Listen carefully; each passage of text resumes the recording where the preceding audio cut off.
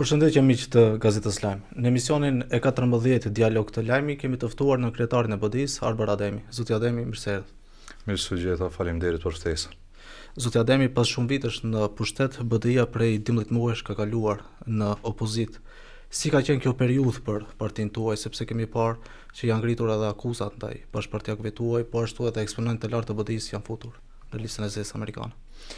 Pra kjo periudhë të 12 mujore për BDI-n ka qenë jashtëzakonisht e mirë, për arsye se duke qenë në opozit, nëse e shikojmë vetëm nga prizmi partijaka, nga interesi i organizatës tonë politike, kemi patur mundësi që edhe më tepër të diskutojmë me qytetarët për të gjithë këtë degradim të statusit juridiko-politik të shqiptarëve, të jemi në kontakt vazhdueshëm me ta, të i dëgjojmë ata dhe të artikulojmë edhe revoltën e tyre autentike parambar opinionit.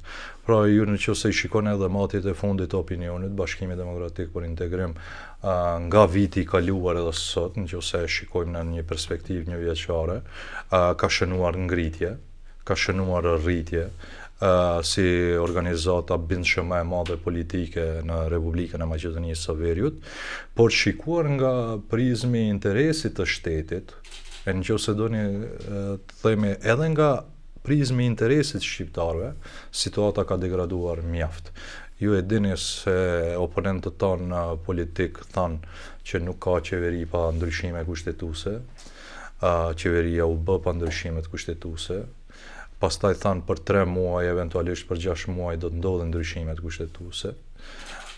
Asnjëra tjetra nuk ndodhi, pra një vit jemi më pas. Edhe çështja për cilën më së paku është diskutuar në opinion është pikërisht çështja e ndryshimeve kushtetuese.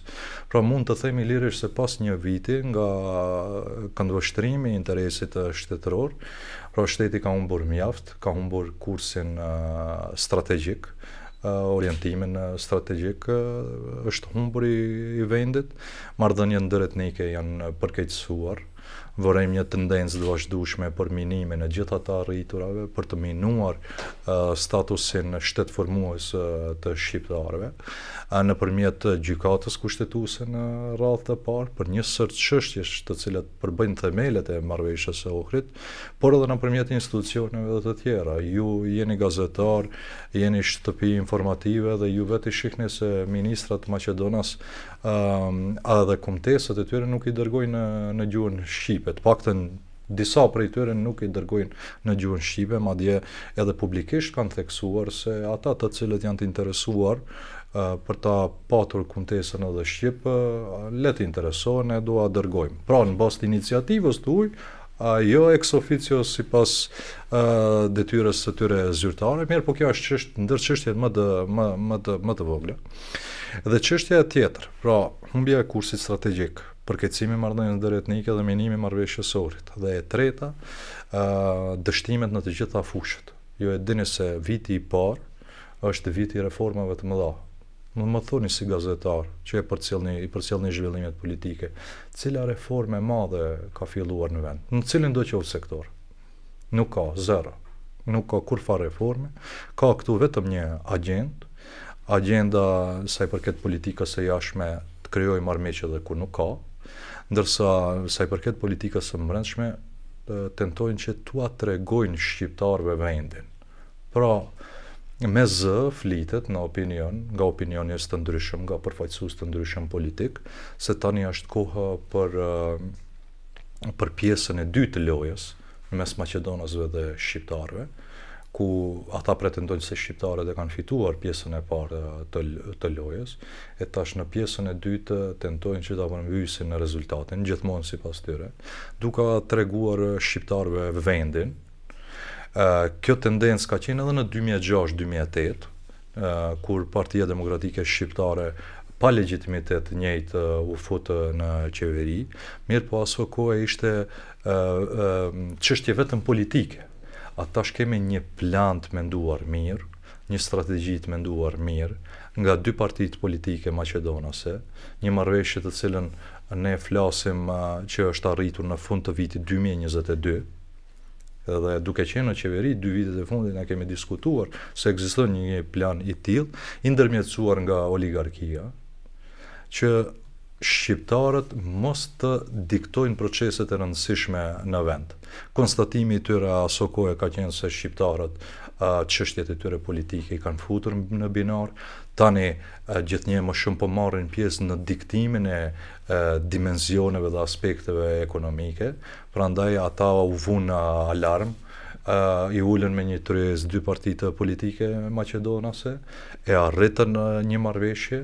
Njëra parti nga ajo marrëveshje fitoi mos ndëshkueshmëri, nuk ka për figurat kryesore kurfar procesi gjyqësor, madje nuk ka as akuza në publik, akuzat janë vetëm për BDI, ndërsa partia tjetër, fituesja, fitoi mandatin për të çuar përpara agjendën e vet e cila tenton që të marginalizojë shqiptarët.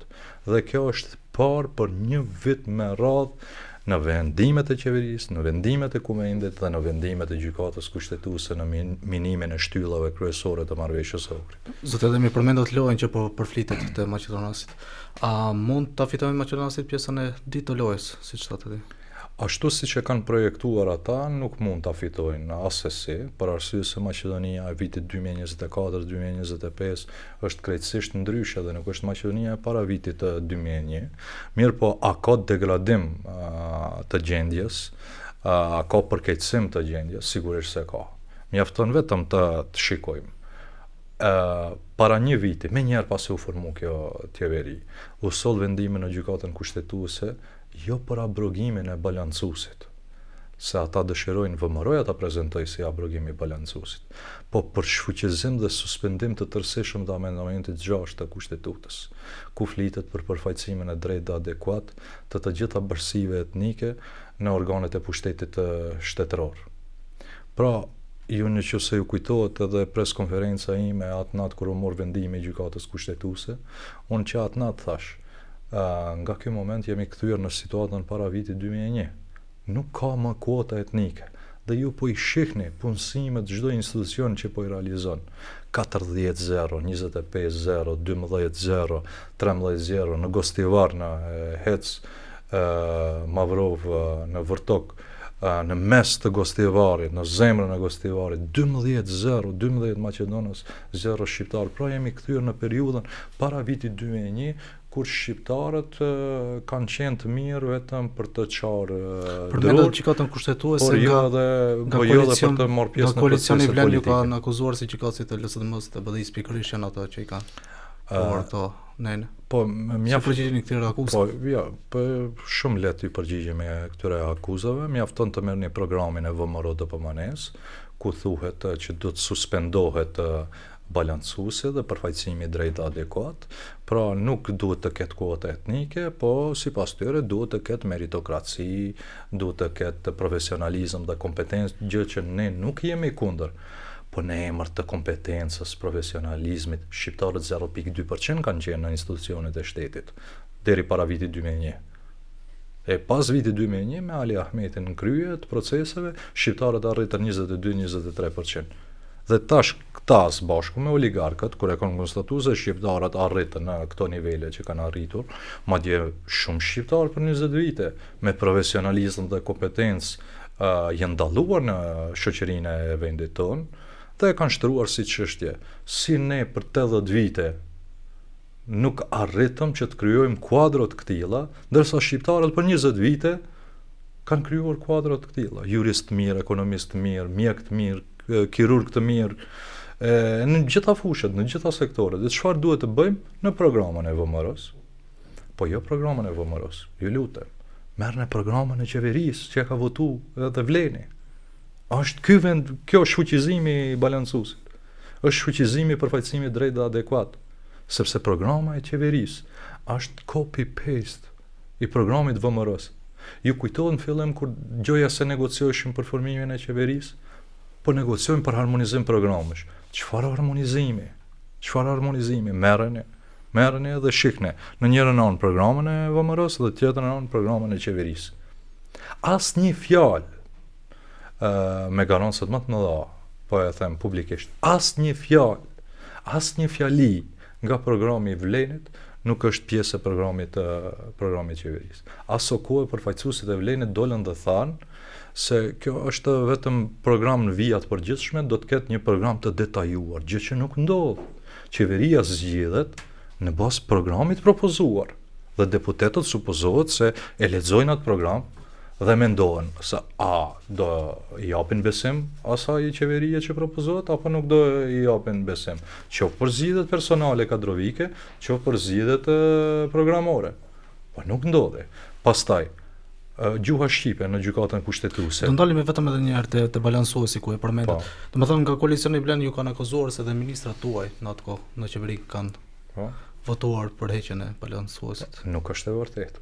Nuk është e vërtetë, pikëpari ministrat nuk sjellin ligje, ministrat nuk mund ta ndryshojnë kushtetutën, nuk është në tagrin e pushtetit ekzekutiv. Këtë një student i vitit parë në fakultetin juridik e di këtë çështje. Po përkundrazi, ishim në bashkëqeverisje me Aleancën për Shqiptarët, Krenar Lloga ishte ministri i drejtësisë, ai propozoi madje ndryshim në certifikatet e lindjes duke shtuar edhe grafën etnike, që jo për ta shfuqizuar balancuesin, po për ta përforcuar zbatimin, pra që të arrihet një zbatim edhe më konsekuent i këtij mekanizmi ligjor të quajtur balancues, që është në shërbim të një vlere kushtetuese. Kushtetuta e përcakton përfaqësimin e drejtë adekuat. Kjo është vetëm një mekanizëm për realizimin e kësaj vlere kushtetuese. Dhe njëjtë gjykata kushtetuese gjoja se për lëshime formale, jo për mbajtësore, po për lëshime formale, gjoja se brenda 8 ditëve nuk është shpallur në gazetën zyrtare dhe shfuqizoi atë akt në ligjor gjatë qeverisjes tonë. Po ministri Krenar Lloga e propozoi një akt rregullor apo çka ishte ajo akti në ligjor, që të përmbahet edhe një graf. Pra, ne deshëm edhe më tutje ta përmirësojmë zbatimin konsekuent që edhe ato pak raste të përjashtimit, keqpërdorimit.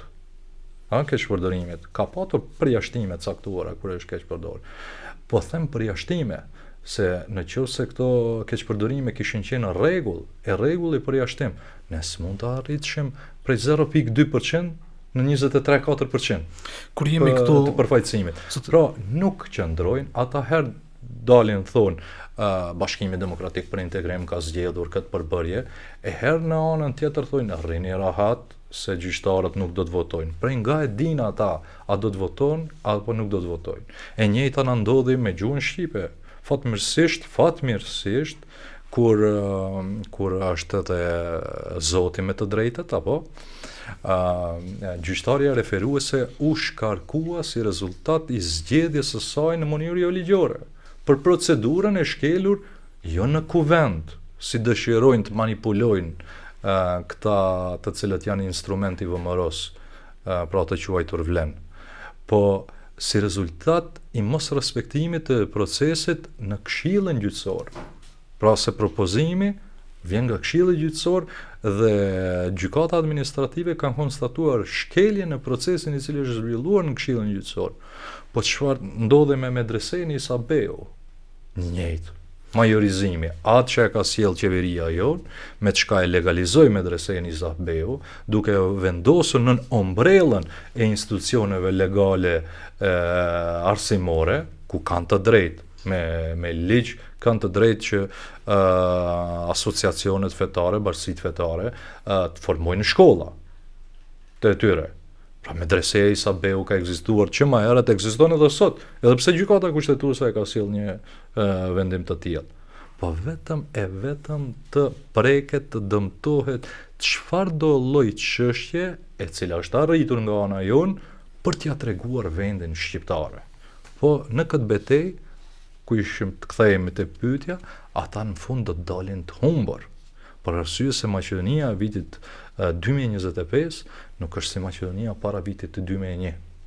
Zoti Ademi përmendet më herët marrëveshjen e Orit, duke ditur se edhe kritikat më të mëdha që janë bërë kësaj qeverie nga ana e opozitës shqiptare kanë qenë se po cënohet marrëveshja e Orit. Duke ditur se marrëveshja e Orit ka ardhur si rezultat i luftës së vitit 2001. Po. A mendoni që marrëveshja e Orit do të mbrohet me komunikata apo keni ndonjë strategji tjetër? Se si ta mbron? Po shikoni, ne edhe kur i përcjellëm qëndrimet tona me komunikata, ju e keni parë vleni në sinkron me VMR-n së bashku, si bineq si Ames, dalin dhe thonë ja BDI-a ka plan për destabilizim të vendit. Paramendojeni. BDI ju thatë bukur, ka një vit që jeni në opozit, si jeni? Unë po them se si asnjëherë më mirë, në qoftë se shikojmë interesin partijak, po si janë shqiptarët, si janë shteti. Shteti është izoluar. Shqiptarët po përballen me rrezikun për t'u marrë atë elementin shtet formues. Dhe marrëveshja e Ohrit ka bërë që shqiptarët të avancojnë statusin e tyre juridiko-politik shoqëror. Po sot, qoftë në aspektin kuantitativ, sa përfaqësohen shqiptarët? As për së afërmi me qeverisjet e BDI-s. Madje do të shkoj edhe një hap më tutje, as për së afërmi me qeverisjen pa legjitimitet të PDSH-s më vitin 2006-2008. Ku ka ndodhur, më thoni, edhe pse për nga mosha jeni më i ri, besoj se i keni përcjell zhvillimet politike aso kohe, në vitin 2006-2008, njëjtët kritika i kemi pas për PDSH-n, se bën gabim, aso kohe, vete kanë pranu pastaj se kanë bërë gabim, ata që u futën pa legjitimitet në qeveri, ku ka ndodhur duke mbajtur pres konferencë Arben Xhaferi të lëshoj presin në mënyrë ashtu poshtërsuese Ljupço Gergievski, kryeministri i vendit, siç e bëni Kristian Mickovski derisa pyetja ju adresua Bilal Kasamit. As në ëndër më të keqës kemi mundur ta shohim një situatë të tillë, të poshtrimit publik para mbar opinionit. Pra, kjo qeverisje tani është qeverisja më e dobët, po ajo çka më gëzon është se kjo qeverisje po mbahet në jetë artificialisht me aparate reanimimi.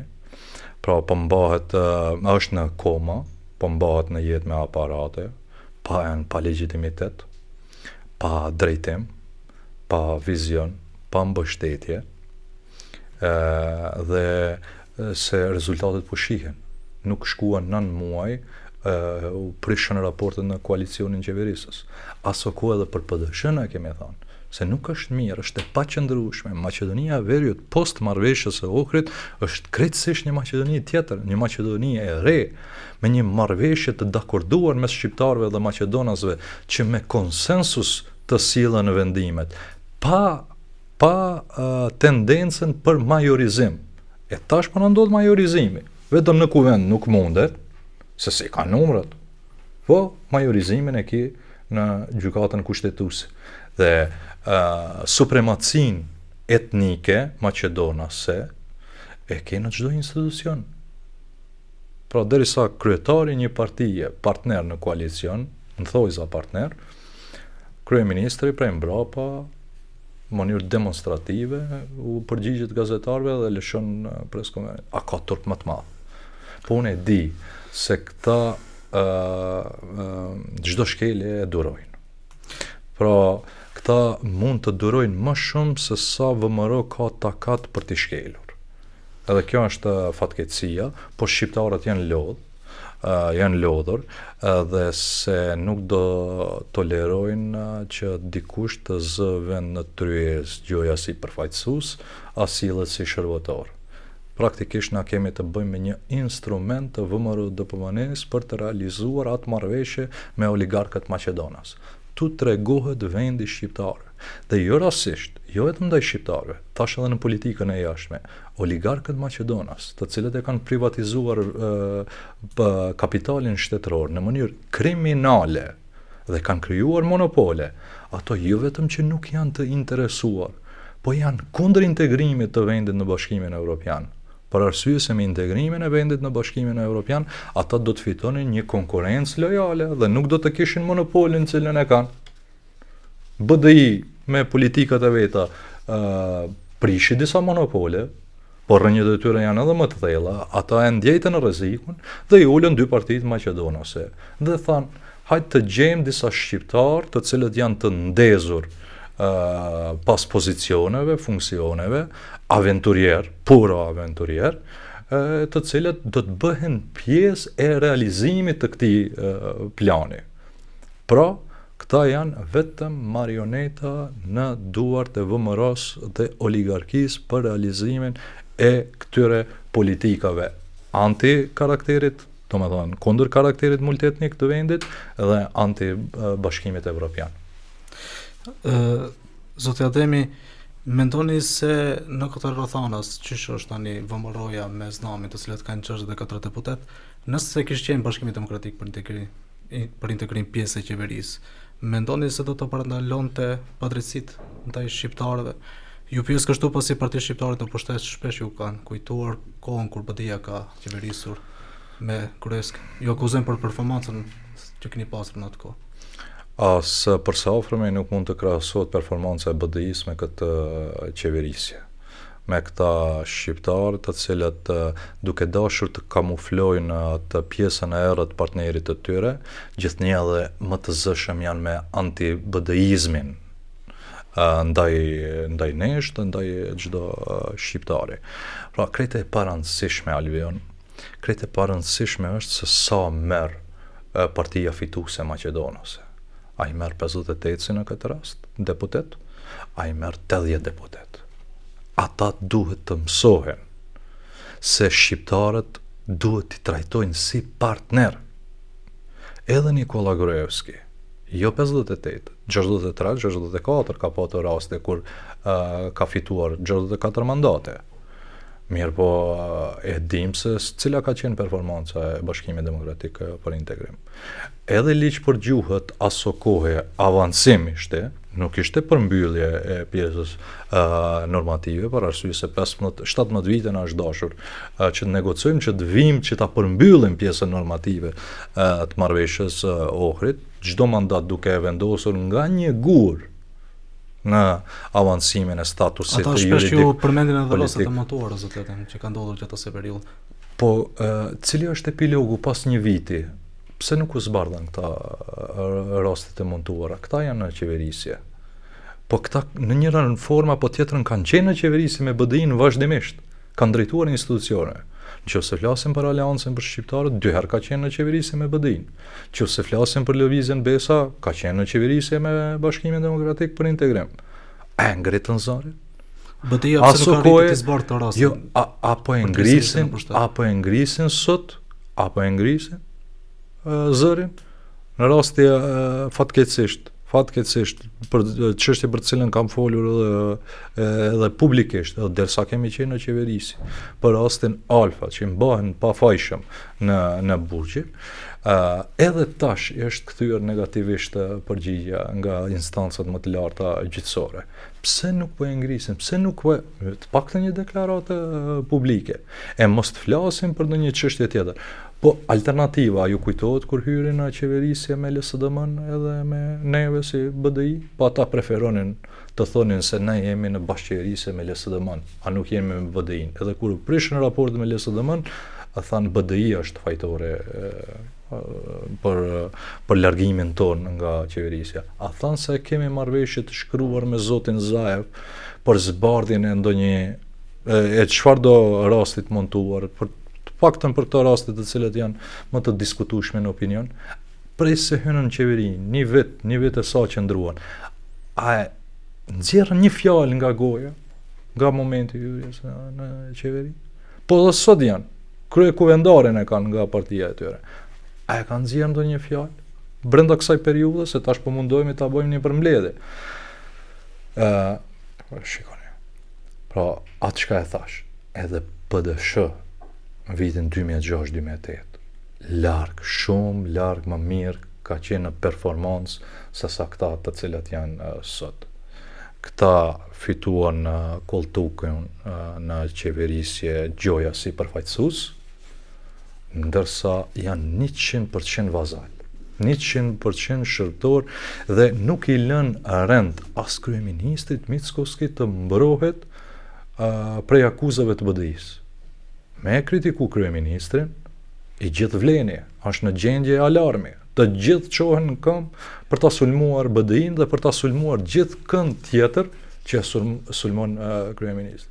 Prandaj me të drejtë, më në opinion, po flitet hapur se këta më shumë shqetësohen për kryeministrin se sa për gjendjen e shqiptarëve. Përmendet pavarësisht të rastet e montuara, mendoni se BDI-ja përderisa ishte në pushtet, bëri mjaftueshëm për zbardhjen e këtyre rasteve? BDI që ka bërë mjaftueshëm, sigurisht se ka bërë mjaftueshëm, aq sa i takon një partie, një organizate politike. Ju e dini se për çfarë do lloji rasti ne kemi iniciuar hetime ndërkombëtare, prezencë ndërkombëtare, gjithmonë për cilin do rast që ka patur të paktën dilemën më të vogël në opinion, ne kemi kërkuar ndërhyrjen e OSBE-s, po edhe partnerëve tanë strategjik për të mbikëqyrur të gjitha këto procese. Juve ju kujtohet, tërsa ishim në qeverisje ne, formuam edhe komision anketues për rastin e Sopotit dhe në fund dolën të gjithë të pafajshëm dhe u liruan nga burgu i padrejt për ngjarje të cilat fatkeqësisht Albion, Republika Maqedonisë së Veriut shfrytëzohet edhe si poligon i operimit shërbimeve të ndryshme sekrete.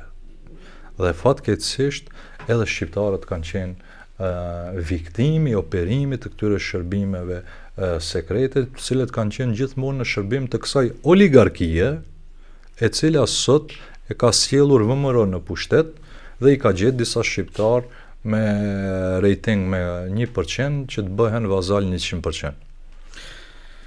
Më herët përmendet periudhën e PDSH-s në vitin 2008. Kritikat të ngjashme me përcenimin e marrëveshjes së Ohrit bënte edhe PDSH-ja gjatë vitit 2008-2009 pasi kaloi në opozit. Madje partia me duthashë dhe Arben Xhaferit në ato kohë hartuan një marrëveshje të re politike mes shqiptarëve dhe maqedonasve, pasi që vlerësonin se marrëveshja e Ohrit ishte skaduar si marrëveshje.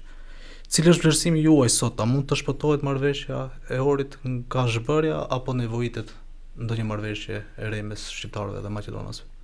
Shikoni, kuptoj ambicien e shqiptarëve për të patur një marrëveshje edhe më të mirë. Sigurisht se çdo shqiptar dëshiron edhe një marrëveshje më të mirë, po gjithmonë duhet të nisemi se çka është më garantuese për të drejtat kolektive të shqiptarëve.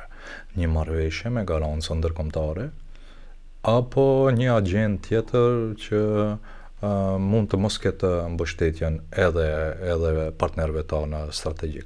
Prandaj ne kemi thënë se marrëveshja e Ohrit është një dokument bazë shumë i rëndësishëm dhe e njëjta duhet të respektohet në frymë dhe në germë. Që do të thotë edhe frymën e marrëveshjes së Ohrit duhet ta kemi parasysh gjatë hartimit çfarë do lloj politikash nga çfarë do lloj institucioni në vend. Pra, cilën frymë e ka instalu marrëveshja e Ohrit. Marrëveshja e Ohrit e ka instalu demokracinë konsociative në vendin tonë, që do të thotë mos të ketë më majorizim. Ju kujtohet ngjarjet para vitit 2001. Deputetët e PPD-s asaj kohe propozonin amendamente, deputetët Maqedonas qeshnin për arsye se thonin në votim do ua rrëzojmë. Dhe ne me marrëveshjen e Ohrit i dham fund këtij majorizimi në kuvend. Por ja që e kanë shfrytzuar një xhep, nëse mund ta quajmë kështu, në gjykatën kushtetuese. Edhe prandaj ne po alarmojmë. Edhe nuk po alarmojmë vetëm tek shqiptarët, po alarmojmë edhe tek opinioni Maqedonas. Edhe ata bashkë me ne do duhej ta ngritnin zërin ndaj cënimit të karakterit multietnik të vendit. Nuk mundet për çështjet për të cilat është vendosur me badenter, të vendoset në gjykatën kushtetuese të ndarë në linja etnike. Përfaqësimi drejt dhe adekuat shkoi, solla një vendim anti-kushtetues. Gjykata kushtetuese ka vepruar si një institucion parapolitik në shërbim të VMRO DPMNE-s. Një herë në tetor u shty seanca për gjuhën shqipe. Më 11 tetor ne duke patur para vetës 75 faqe referat ku propozoheshte 18 dispozita të ligjit për gjuhën shqipe të shfuqizohen, paramendoni 18 dispozita. E ata na thonin rrini rat, u dash të organizohemi me tenda, me shatore, për para gjykatës kushtetuese, që gjykata kushtetuese të zmbrapset. Megjithëse edhe vendimin atë ditë që e kanë marrë më 11 dhjetor, është vendim i paligjshëm.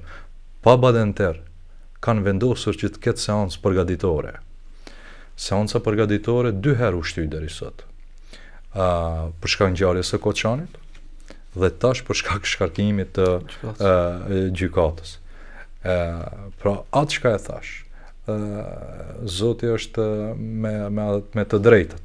Edhe këtu rrethanat na kanë favorizuar për të shpëtuar të paktën për këtë moment, rreziku ekziston ende e kanë në agjendë, ata 18 dispozita ti shfuqizojnë, 75 faqe material.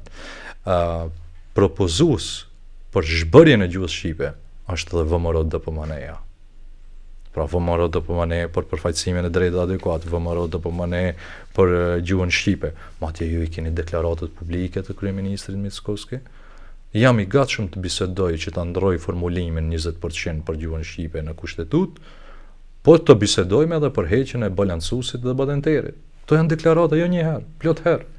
Dhe tash ai pjesën e agjendës vet po e realizon balancuesin, jo vetëm balancuesin, se balancues kanë të dëshirë nga VMRO DPMNE-ja ne të përqendrohemi vetëm me këtë. Këtu te balancuesi vetëm do të ndalem këtu. Po. Sot kryeministri Mickovski paralajmëroi plan operativ për punësimin e diku 16.000 personave.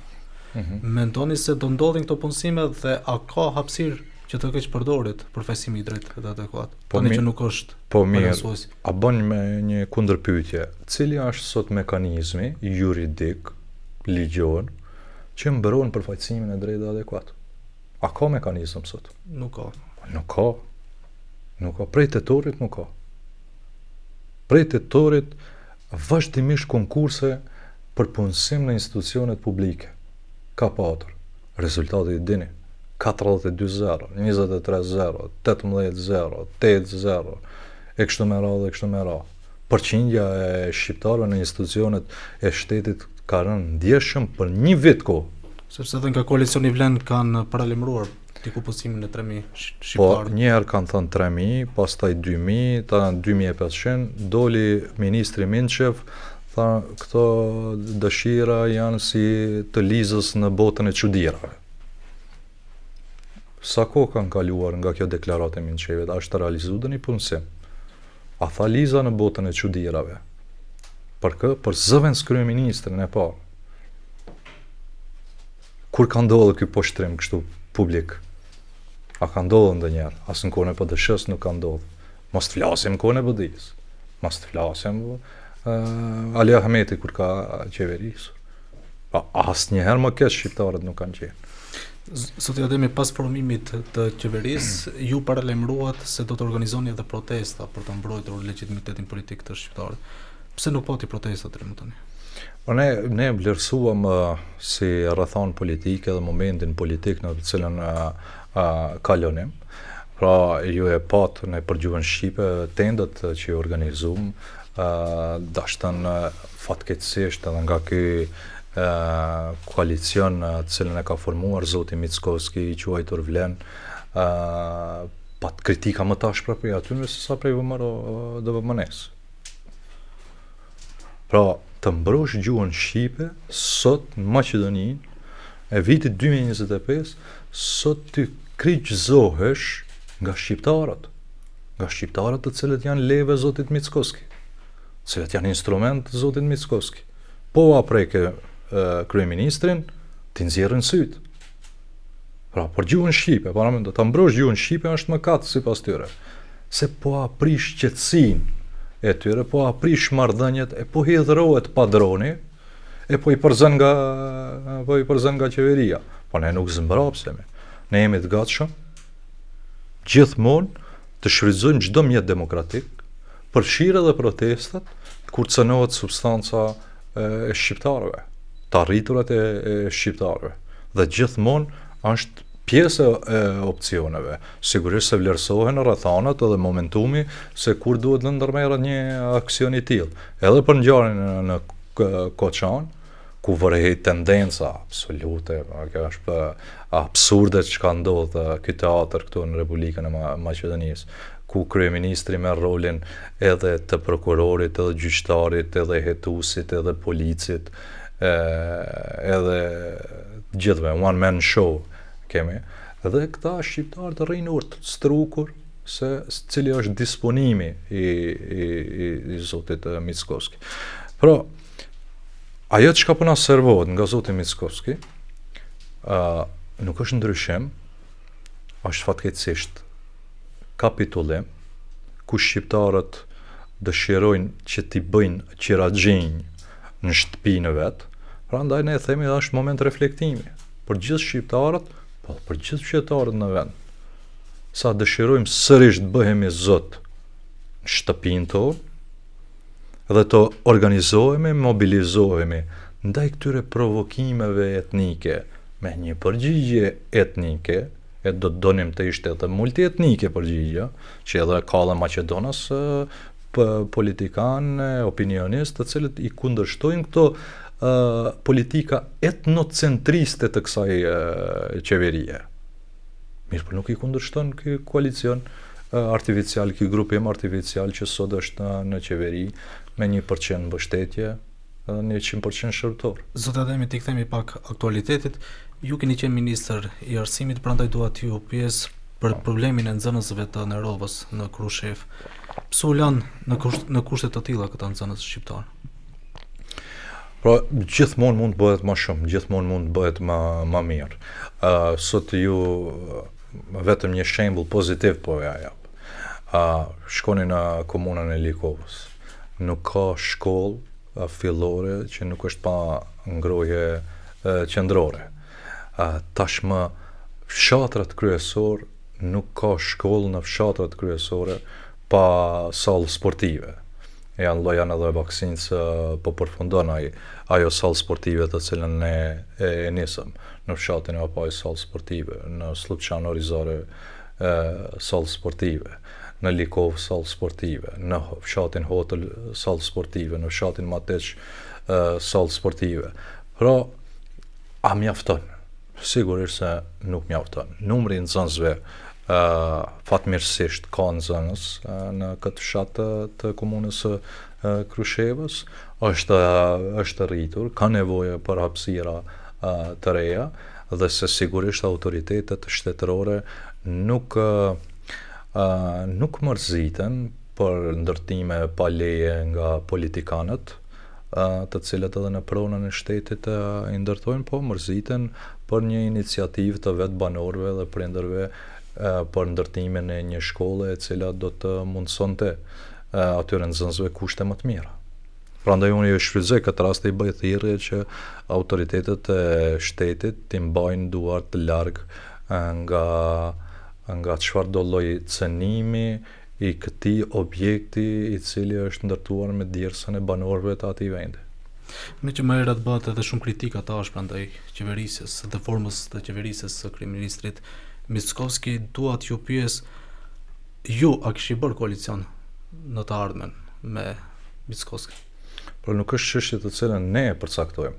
Është çështje që duhet ta kuptojmë ne. Koalicioni me partitë maqedonase nuk duhet të mbështetet në raportet personale, në miqësitë, se kjo është e rrezikshme. Kjo tash është kështu. Tash është krijuar një farë lloj elite politike shqiptare, e cila e ka humbur zgjedhjet, pa ajo fare nuk e ka shqetësimin e mbështetjes popullore, po shqetësim kryesore e ka ta ruaj miqësinë me zotin Mickovski. Kjo është. Po kjo është e rrezikshme.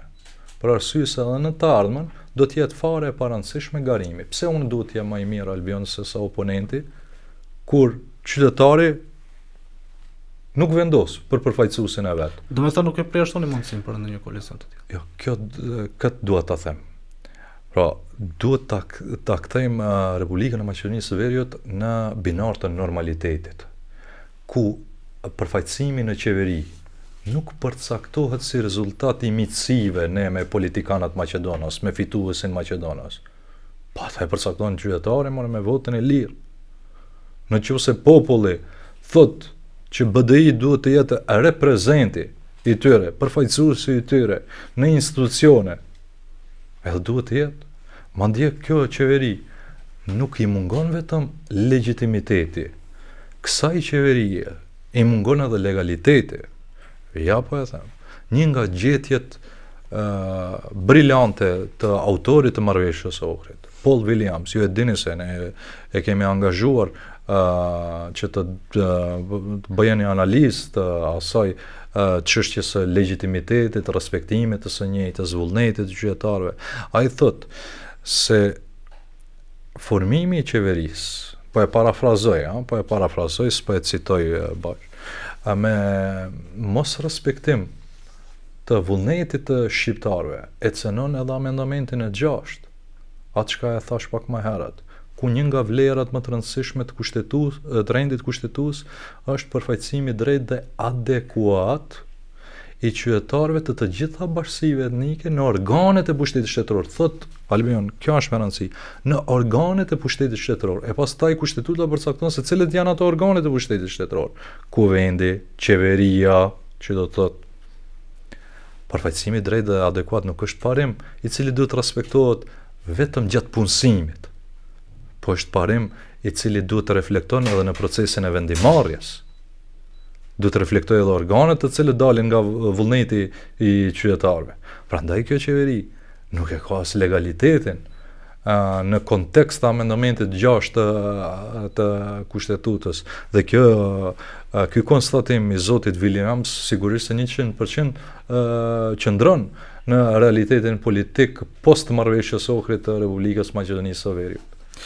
Si qëndrojnë punët në frontin evropian pas daljes së zoti Thaçit nga ky koalicion dhe paralajmërimeve edhe të eksponentëve të Vlenit se do të ketë edhe largime tjera nga fronti evropian? Pro, eksponentët e Vlenit, duke patur kompleksin e inferioritetit, se janë më të vegjël, kanë humbur zgjedhjet, ata prej ditës parë, për një vit, ju jeni dëshmitari, ju përcjellni zhvillimet politike, do dalin 2-3 deputet nga fronti sot, do dalin nesër, do dalin pas nesër, po do të rriten ata.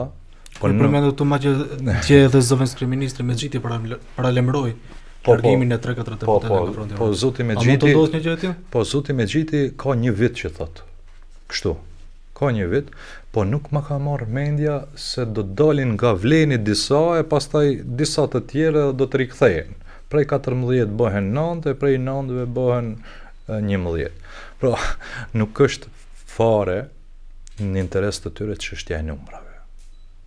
Ata nuk e kanë problem çështjen e numrave. Ata e kanë problem të ruajnë miqësinë me padronin, me kryeministrin e vendit.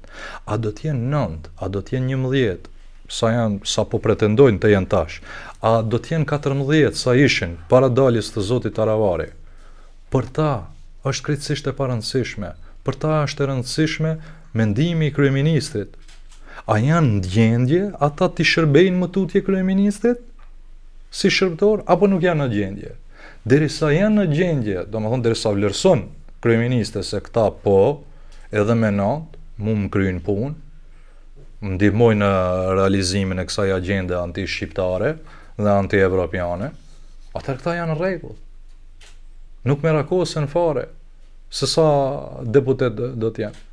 Po merakosen e shqetësohen se cili do t'jetë vendimi i kryeministrit, për arsye se ai koltuk në qeveri u ka siguruar për të çuar përpara një agjend anti-evropiane dhe anti-shqiptare, po që të ketë edhe një element shqiptar i cili do të jetë vija e parë e frontit, i cili do ta mbrojë kryeministrin nga vetë shqiptarët. Pra shqiptarët do t'i nxjerrin syt. Këta të Vlenit t'i nxjerrin syt. Po ua kritikove kryeministrin dhe po kritikove qeverinë, cilën e drejton zoti Mickovski si kryeministër. Kur ka qenë takimi i fundit mes liderëve të frontit? Ka pasur takim kohës fundit? Po takimet mes liderëve të frontit janë të vazhdueshme, duke patur parasysh se një pjesë e liderëve janë dhe deputet, ata shihen vazhdimisht në kuvend, po nuk mungojnë as takimet jashtë kuvendit, në ambientet partive respektive që e përbëjnë frontin evropian, dhe prapë e them, nuk janë problem numrat, se këta si humbës janë futur në qeveri. A pritet të zgjerohet fronti evropian? A mund zoti Taravari të bashkangjitet frontit evropian? Sa do t'i bashkangjitet zoti Taravari frontit evropian, një gjë të tillë nuk mund ta parashikoj. Mirë po unë shfrytëzoj edhe këtë dialog këtu me juve, para mbar opinionit, që t'i bëj thirrje të gjithë politikanëve që të heqin dorë nga kjo agjendë antishqiptare, duke lëshuar qeverinë. Një ditë më përpara, nëse dëshirojnë pa turp të përfundojnë. Duhet ta lëshojnë një qeverisje të këtilla antishqiptare, e cila në agjendën e vet nuk e ka ekonominë, po e ka goditjen e marrëdhënieve ndëretnike. Çdo ditë vendimet e institucioneve të ndryshme mund ta shihni tendencën për dominancë monetnike, për t'ia treguar vendin shqiptarëve, për t'ju thënë shqiptarëve ti nuk je zot shtëpie, ti je qiraxhi këto. E prandaj zoti Taravari ka bërë shumë mirë që ka lëshuar këtë qeveri.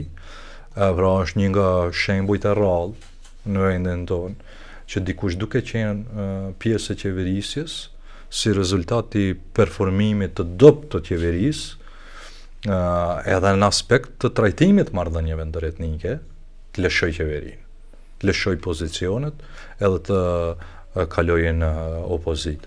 Unë uroj që edhe këta të tjerët do të reflektojnë dhe do e ndërmarrin një hap të tillë. A ka përpjekje nga zoti Ahmeti që t'i pajtojë zoti Selën dhe zoti Taravari? Tash nuk mund të flas, nuk e di. Është pyetje për kryetarin Ahmeti, që ai të jep përgjigje në një pyetje të këtillë. Mirë po, çdo përpjekje për t'i bashkuar shqiptarët është e mirëseardhur. Ne duhet t'i denoncojmë edhe duhet na befasoj përpjekjet për t'i përçarë shqiptarët. Këtë ne duhet t'a gjykojmë, unë, ti dhe gjithë të tjerët. Ndërsa duhet t'i inkurajojmë e të mbështesim përpjekjet për t'i bërë bashkë shqiptarët. Nga kjo përpjekja për t'i bashkuar shqiptarët, siç e thatë, a mund ta rrezikojë kjo frontin evropian, pasi partneri juaj Zjedin Sela ka thënë se zoti Taravari duhet të jep dorëheqje dhe të pensionohet nga politika? Jo, ajo është çështje e qëndrimeve partijake, partive të ndryshme politike. Unë mund të flas për Bashkimin Demokratik për Integrim, për orientimin e Bashkimit Demokratik për Integrim, dhe për vizionin e zotit Ahmeti, i cili edhe me përfundim të luftës së vitit 2001, zoti Ahmeti ka bërë përpjekje të vazhdueshme në unifikimin e spektrit politik shqiptar. Ju kujtohet juve atëherë duke formuar Këshillin Koordinues, ku i ftoi të gjitha partitë dhe të gjitha partitë u bën pjesë e Këshillit Koordinues në udhëheqjen e zotit Ahmeti. Aso kohë zoti Ahmeti s'pa të formuar Bashkimin Demokratik për Integrim, madje as nuk e ka menduar formimin e Bashkimit Demokratik për Integrim, por unë nis me një agjendë pastër kombëtare të unifikimit të spektrit politik në vend, dhe përpjekjet e zotit Ahmeti gjithmonë kanë qenë unifikuese, jo përçarëse. Përçarja i përket dikujt tjetër, ndërsa unifikimi është karakteristikë e cila manifestohet te zoti Ahmeti në vazhdimsi. Është e vërtetë se BDI-ja i ka premtuar zotit Taravarit kandidaturën në çështë komune? Ja, një çështje të tillë fare nuk është diskutuar në organet partijake. Pra, nuk ka një çështje të tillë për arsye se deri më sot kryesia e Këshillit Përgjithshëm, respektivisht kryesia qendrore, si e quajmë ne, nuk ka diskutuar. Kur të diskutojmë me kohë do ju njoftojmë. Derisa mbahet kryesia qendrore, do dalim para medjave, se gjithmonë ka interesim nga ana e juaj për mbledhjet e kryesisë qendrore të BDI-s. Ne dalim dhe i prezantojmë gjitha konkluzat dhe gjitha vendimet në mënyrë transparente dhe me kohë. A mund të ndodhë që BDI-ja në Gustimar mos të nxjerrë fare kandidat në zgjedhjet lokale? Po e them se nuk e kemi diskutuar. Ka, domethënë, ndonjë diskutim për zgjedhjet lokale. Për kandidatura, për zgjedhje lokale nuk është diskutuar në kryesi qendrore. Për fund të Zoti Ademi, besoni se bashkë me zgjedhjet lokale do të ketë edhe zgjedhjet e parakohshme parlamentare? Pra është një situatë e paqëndrueshme, Albion. Është një situatë e paqëndrueshme e cila nuk mund t'i përballoj sfidave, qofshin ato të natyrës politike, ekonomike, financiare, integruese, strategjike, të politikës jashtme e kështu me radhë. Pra, thamë se në vitin 2006-2008 së pari kështu ndodhi. 18 muaj ajo qeveri zgjati dhe shkuam në zgjedhje të parakohshme. Edhe tash po e shohim se gjithnjë më shumë po flasin për zgjedhje të parakohshme. Arsye e dytë është që t'i kthehet legitimiteti i vjedhur qytetarëve. Përsëri, e të dalin në mejdan. S'duhet të friksohet askush nga përballja me qytetarët. Aq më tepër kur sot institucionet janë paralizuara, nuk kryejnë funksionet elementare, asnjë farë lloj reforme nuk është ndërmarrë. Edhe e treta, pse duhet të kemi zgjedhje të parakohshme dhe të kthejmë legitimitetin e vjedhur tek qytetarët, është që ta ndalim këtë praktikën e humbësve të participojnë në qeverisje. Për arsye se në të ardhmen, dëgjojeni mirë këtë çka po ja them, nëse me një praktikë të këtillë vazhdohet, atëherë humb arsye sepse shqiptarët të organizohen politikisht dhe të marrin pjesë në zgjedhje, kur do të orientohen te partitë maqedonase. Dhe secili do e gjejë vetën.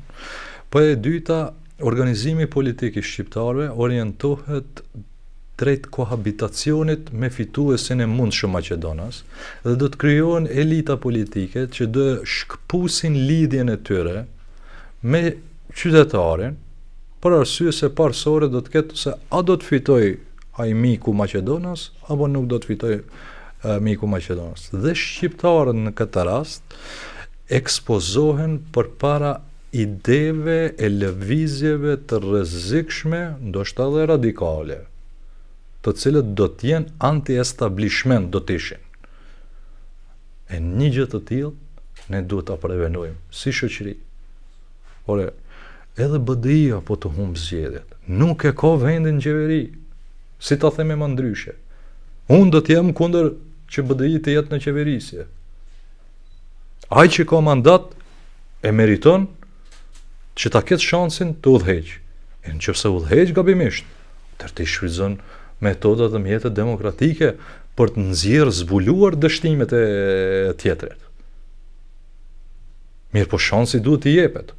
Edhe këtu duhet të kthehemi, jo për BDI-n që të kthehet në pushtet, po fituesi shqiptar të jetë në institucione. Fituesi shqiptar të jetë në institucione. Të ndalim këtë praktik të këtill e cila është në kundërshtim të plot me amendamentin 6 të kushtetutës. Përfaqësimi drejt adekuat edhe në institucionet e shtetit, edhe në vendimmarrje. E jo në punësime, po këta edhe në prej punësimeve kanë hekur, kanë shlyer e lëre më në vendimmarrje. Pra, kjo duhet të jetë betejë jonë bipartijake. Jo si BDI, jo si ASH, jo si BESA, jo si alternativa. Po gjithë duhet të angazhohemi. Pse unë duhet të jem më i mirë? Pse unë duhet të bëj programa të mirë? Të thanë ka 10.000 euro si cili qytetar do vaj japim. Çka u bë me një premtim të tillë? Thanë Ministri Diasporës do të krijojmë. Sot diaspora është shlyer nga financimi publik, është shlyer nga çfarëdo lloj për llogaritje. Madje e keni ligjin për veçëverisje lokale, diasporën po e shlyen edhe në aspekt të numrit të këshilltarëve. Shqiptarët po dalin më të dëmtuar. E ne kemi gojën plot diaspora, Ministria Diasporas, ndërsa kur hyn pushtet të kundërtën, edhe po të kishin fituar zgjedhjet. Se përmendat domethënë ligjin për veçëverisje lokale.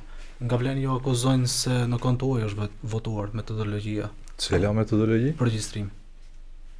Po çka ka lidhje kjo me regjistrimin? Ai, ju lutem Albion. Në kohën tonë ka patur një proces të regjistrimit popullsisë, ku shqiptarët nga 25.17% 2002-shin u bën në 29.5%. Erdhë kjo qeverisje me Min Qevin si ministër i administratës dhe tha unë po e shlyej diasporën. Nga 29.5 nuk na kthye në 25.17, sa ishim 2002, po na kthye në 24.3. Në 24.3%. Ju duk pak se na dëmtun, gjykatën kushtetuese aktivizun, edhe ai premtimi i VMR-s për heqjen totale të balancuesit e hoqën dhe sot s'ke as 24.3, s'ke as kuota etnike. E këto ndodhi për cilët unë po flas. Kur ka ndodhur? A jemi në një botë paralele duke jetuar? A jemi në botë çuditërave si Liza? Apo ku jemi? Ne shohim, mos na e fyni inteligjencën as neve, as qytetarëve. Si qytetarët i shohin, i keni deklaratat publike more prej kësaj qeverie, i keni prej ministrave të kësaj qeverie. Pra sot neve kjo qeveri pa legjitimitet dhe pa legalitet nuk na llogarit 29.5, nuk na llogarit në 25.17, sa kemi qenë 2002-shin, po na llogarit 24.3 që kur s'kemi qenë aq, dhe s'jemi aq. Pra, këtë fituam prej kësaj qeverisje dhe prej këtyre marionetave të cilët e luajnë shërptorin në këtë qeveri. Sot të themi, ju faleminderit. Faleminderit, ishte kënaqësi si gjithmonë. Faleminderit.